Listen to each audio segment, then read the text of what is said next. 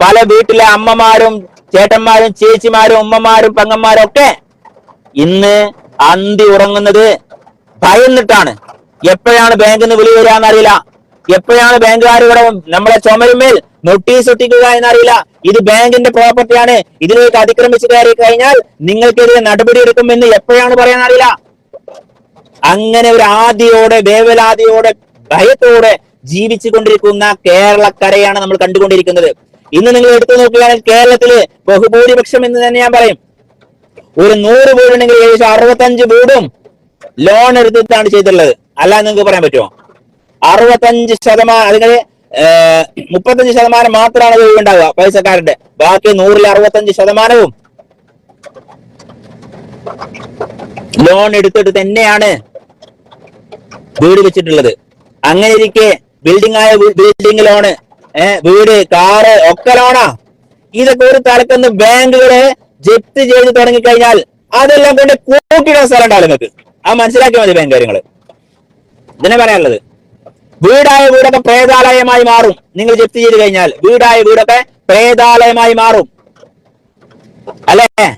എത്ര വീട് ഇന്ന് തൃശ്ശൂരിൽ നിന്ന് സൗത്ത് ഇന്ത്യൻ ബാങ്കിന്റെ ഒരു ജീവനക്കാരൻ എന്റെ മൊബൈലിലേക്ക് പോയിട്ടുണ്ട്.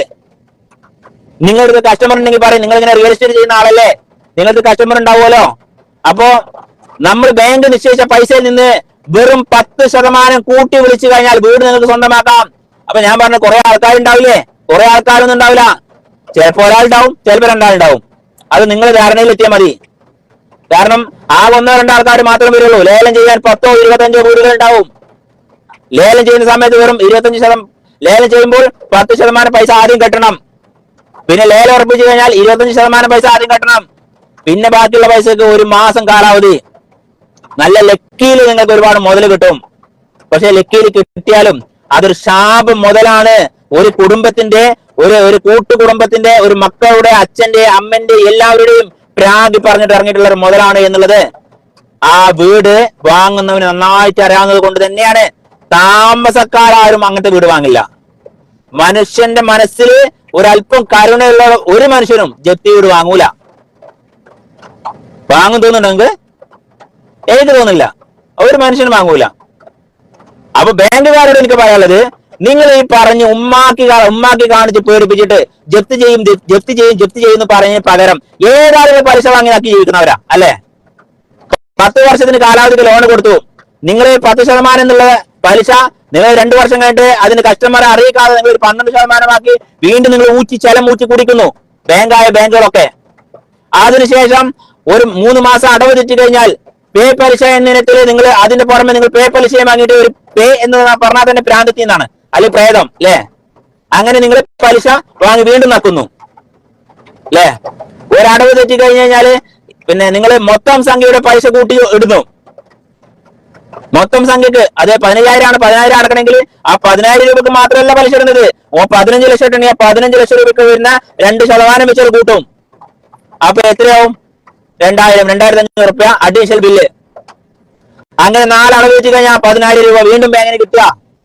അത് ഒരു ദിവസം പോലും ഡബിൾ ഡ്യൂട്ടി വാങ്ങി നക്കി ജീവിക്കുന്ന നക്കികളായ ബാങ്ക് ഉടമകൾ, ബാങ്ക് മാനേജർമാർ, ബാങ്കിന്റെ നൂലാമാലകൾ, ഇങ്ങനെയൊക്കെ നക്കിയിട്ടും ഇതൊക്കെ ചെയ്തിട്ടും അവസാനം ആ വീടിന്റെ ഉടമ ഒരു നിവൃത്തിയില്ല, ഇനി ഞങ്ങൾ പലിശ തരാം, ഞങ്ങൾക്ക് ഒരു 5 വർഷം അല്ലെങ്കിൽ 3 വർഷം നീട്ടിത്തായോ എന്ന് പറഞ്ഞു കഴിഞ്ഞാല് ഇവരെ അടിയും കാലം പിടിച്ച് നക്കി കൊടുത്താലും ഒരു ദിവസം പോലും നീട്ടിക്കൊടുക്കൂല, അല്ലെ?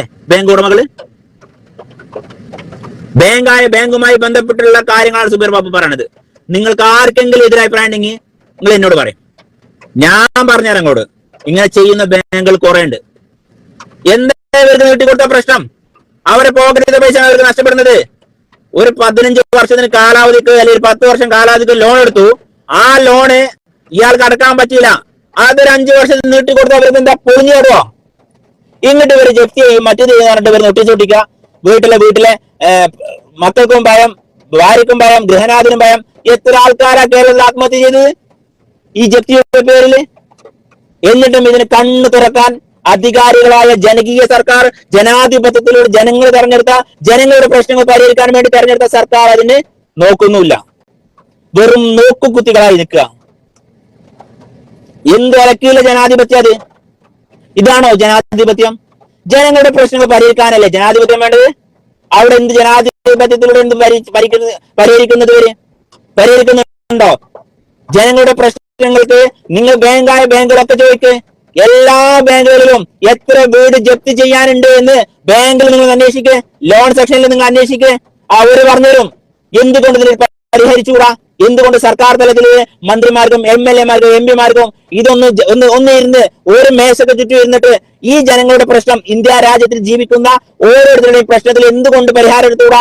അല്ലെങ്കിൽ എന്തുകൊണ്ട് ഈ പറയുന്ന ബാങ്കിന്റെ തൊഴിലാളികളായാണ് ഈ ബാങ്കിൽ നിന്ന് ലോൺ എടുക്കുന്ന ആൾക്കാർ ജീവിക്കുന്നത്, അല്ലെ? എന്തുകൊണ്ട് കേരളത്തിൽ ഉടനീളം തൊഴിലവസരങ്ങൾ എന്തുകൊണ്ട് കൊടുത്തുകൂടാ? ഇത് രണ്ടിലേതെങ്കിലും ഒന്ന് ചെയ്യണം. ഒന്നില്ലെങ്കിൽ ലോൺ കൊടുക്കാതിരിക്കുക, ബാങ്ക് ലോൺ കൊടുക്കാതിരിക്കുക. ബാങ്ക് ലോൺ കൊടുക്കുന്നതുകൊണ്ടാണ് എടുക്കുന്നത്. ബിവറേജിൽ കള്ളുള്ളതുകൊണ്ടാണല്ലോ ബിവറേജിൽ ആൾക്കാർ ക്യൂ നിൽക്കുന്നത്, അല്ലെ? ബിവറേജില് ബ്രാൻഡും ബിസ്കിങ്ങുള്ള സാധനങ്ങൾ കിട്ടുന്നതുകൊണ്ടാണല്ലോ അവിടെ ക്യൂ നിൽക്കുന്നത്. അതവിടെ പൂട്ടിക്കഴിഞ്ഞാൽ അവിടെ ആരെയും ക്യൂ നിൽക്കുവോ? എല്ലാ മാസം 1-ാം തീയതി ആരെങ്കിലും പോയി ക്യൂ നിൽക്കലുണ്ടോ ബിവറേജില്? ഇല്ല. അന്നെന്താണ് ക്യൂ നിൽക്കാതെ? അത് കിട്ടൂല. കിട്ടുന്ന ദിവസം പോയി ക്യൂ നിൽക്കും. അതേപോലെ ബാങ്കുകളിൽ നിന്ന് ലോൺ കിട്ടുന്നത് കൊണ്ടാണല്ലോ ബാങ്കിൽ പോയി ആൾക്കാർ ചോദിക്കുന്നത്. എന്നാൽ ഈ സർക്കാരിനും ഇതില് ഗുണം കിട്ടുന്നുണ്ട്. അങ്ങനെയെങ്കിൽ എന്തുകൊണ്ട് ജോലി കൊടുക്കുന്നില്ല സർക്കാർ? എന്തുകൊണ്ട് ചെറുപ്പക്കാർ ലഹരിക്കും ബ്രൗൺ ഷുഗറിനും ഒക്കെ അടിമപ്പെട്ട് ഈ ഭൂമിയിലൂടെ അവരുടെ യൗവനം നശിപ്പിക്കുന്നത്? എന്തുകൊണ്ട് അതിനൊരു പരിഹാരം ഉണ്ടാക്കാൻ പറ്റുന്നില്ല? എല്ലാ ബോധവൽക്കരണ ക്ലാസും, ലഹരി വിമുക്ത ക്ലാസും, അതുപോലെ ലഹരി വിരുദ്ധ സ്കൂളും, എല്ലാ തേങ്ങാ പിണ്ണാക്കും എല്ലാം ഉണ്ടല്ലോ. പിന്നെ എന്തുകൊണ്ട് നമ്മുടെ ചെറുപ്പക്കാര് കള്ളിനും കഞ്ചാവിനും ലഹരിക്കും അടിമപ്പെട്ട് വീട്ടിൽ പ്രശ്നങ്ങൾ ഉണ്ടാക്കി? ചെറുപ്പക്കാരെ നിങ്ങൾ ആലോചിച്ച് നോക്ക്. ഓരോ കോടതികളിലും, ഓരോ പോലീസ് സ്റ്റേഷനിലും, അല്ലെങ്കിൽ ഓരോ പോലീസിന്റെ കീഴില് 35-ന്റെയും 25-ന്റെയും 35-ന്റെയും 20-ന്റെയും മധ്യേ അല്ലെ ഏറ്റവും കൂടുതൽ ചെറുപ്പക്കാർ, ഏറ്റവും കൂടുതൽ ക്രിമിനലുകൾ ഏത് വയസ്സാ നോക്ക് നിങ്ങള്? 20-ന്റെയും 35-ന്റെയും ഇടക്കാ. എന്തുകൊണ്ട്? കാരണം അവര് വീട്ടിൽ നിന്ന് ജോലി ഇല്ലാന്ന് ഇറങ്ങിക്കഴിഞ്ഞാൽ വീട്ടിൽ ചെല്ലുമ്പോ എന്താടാ നീ ഒന്നും കൊടുക്കില്ലേ? അമ്മ അന്ന് പണിയൊന്നും ഉണ്ടായിരുന്നില്ല, അല്ലെങ്കിൽ അമ്മേന്ന് ജോലിയൊന്നും ഉണ്ടായിരുന്നില്ല, നീ ഇത്ര വലിപ്പുണ്ടല്ലോ, തിന്നാനായിട്ട് ഇങ്ങോട്ട് വരും, നിനക്ക് ജോലിക്ക് പോയിക്കൂടെ എന്ന് ചോദിക്കുമ്പോൾ അവനുമുണ്ടൊരു അഭിമാനം, ആ ചെറുക്കനുമുണ്ടൊരു അഭിമാനം, ആ പയ്യനുമുണ്ടൊരു അഭിമാനം. അവൻ അമ്മയോട് പറയാം, അമ്മ ജോലി കിട്ടണ്ടേ? ജോലി കിട്ടിയാലല്ലേ നമുക്ക് പോകാൻ പറ്റുള്ളൂ. ജോലി കൊടുക്കേണ്ടത് ആരാ? നിങ്ങൾ ആലോചിച്ചോളൂ. നമ്മുടെ കേരളത്തില് ഗ്രാമാന്തരം നിങ്ങൾ പോയി നോക്ക്. ചെറുപ്പക്കാരെല്ലാരും ഒരു മൊബൈൽ ഫോൺ കൈ പിടിച്ചിട്ട്, ഒരു മൊബൈൽ ഫോണിൽ കൈ പിടിച്ചിട്ട് ഇങ്ങനെ തോണ്ടിയിരിക്കും. എങ്ങനെ നമ്മളെ മൊബൈൽ ഇങ്ങനെ തോണ്ടി ഇങ്ങനെ നടക്കും, അല്ലെ? ഇതല്ലേ നമ്മുടെ ചെറുപ്പക്കാരെ ജോലി, അല്ലെ? അങ്ങനെ കാലം കഴിക്കുക, അങ്ങനെ കാലം നമ്മുടെ ജീവിതം, അങ്ങനെ നമ്മുടെ യൗവനം ഒക്കെ നശിപ്പിച്ചുകൊണ്ടിരിക്കുക.